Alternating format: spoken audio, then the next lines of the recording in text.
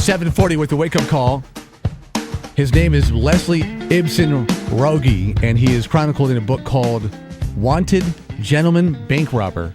The book's author is Dane Batty. He joins us now via the Celebrity Hotline. Dane, good morning. How are you?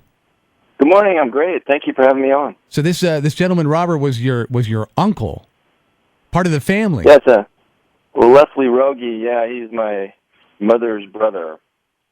And you've been hearing about him for a while. Not to glorify, I guess his run, but to talk about what he accomplished and all this not getting caught by the FBI. Well, the reason that I can talk about it is that he was a non-violent criminal. He robbed banks with a gun, but he never pulled the gun out, and that kind of made the story a lot easier to tell.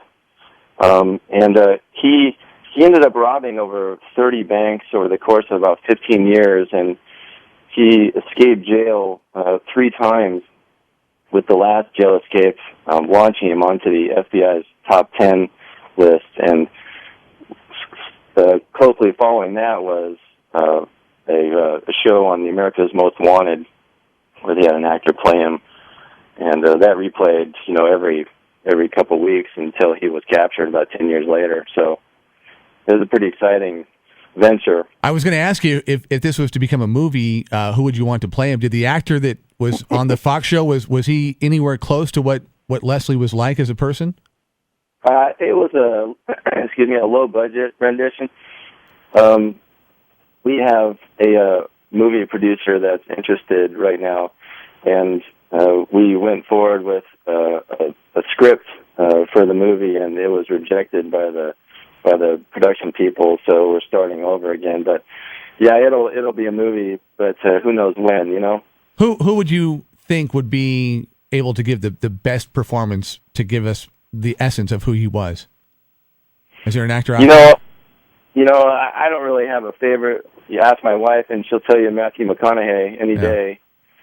But there's a lot of talented actors out there, and it's I've been in the business here just a few months, and it seems like the talent pool is pretty large, and it's just a matter of timing. When they're picking an actor, you actually choose from a pool of you choose 10 actors and see if they are available, if they like the script. They have to buy into it, and their timing is right. So I don't have a favorite, but I'm all ears. I'm just kind of curious. What was his motivation? I mean, for so long of doing this. I mean, was it just because he could and was good at it? I mean, why not a normal job and not robbing banks? He tried to live straight for a while, from time to time, but from birth he was like this. Really, he was the kid that shot out all the streetlights. He hotwired a dozen cars before he was, 13. Something just made him turn left from an early age. He's not a violent guy, but he's just mischievous and always wanted an easier dollar than really working for it, And he took it really serious. It was his work. He planned his robberies weeks in advance with, high detailed getaways.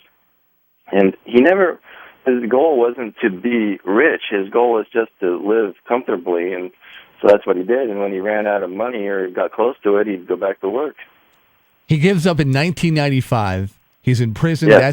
And you're able to have sessions with him where you guys have chats and you kind of interview him and hear the stories. Is there one story that he would tell that stood out among the others? He's an adventure guy too. So he lived mostly on a sailboat in the Caribbean in Jamaica, and he gets in all kinds of trouble, not just bank robberies, but just mischievous stuff. He had one highlight where he robbed a bank in North Carolina, High Point, North Carolina, where he got so much cash that he had to borrow some hefty bags from the bank itself, and he couldn't carry it all. So the manager for the bank held the door for him while he took 2 trips to his car.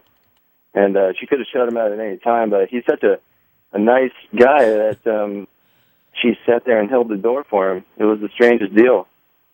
That's probably his highlight. That is pretty funny. You're going to be at the Eugene Public Library going on tomorrow at 3:00. What's the specs? I'm just giving a little reading from the book. I have a little presentation.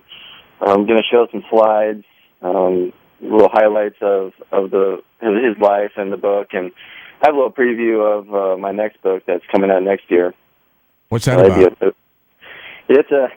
It's another robbery. Along the lines of creating this book, I met a kid that spent time with the George Jung. Do you remember George Jung from the movie Blow? Mm-hmm. Was the character that Johnny Depp played. Anyway, through that connection, I met this kid who robbed an armored car for over $400,000 up in Monroe, Washington, and it was in a real elaborate fashion, and the detectives took months to catch him.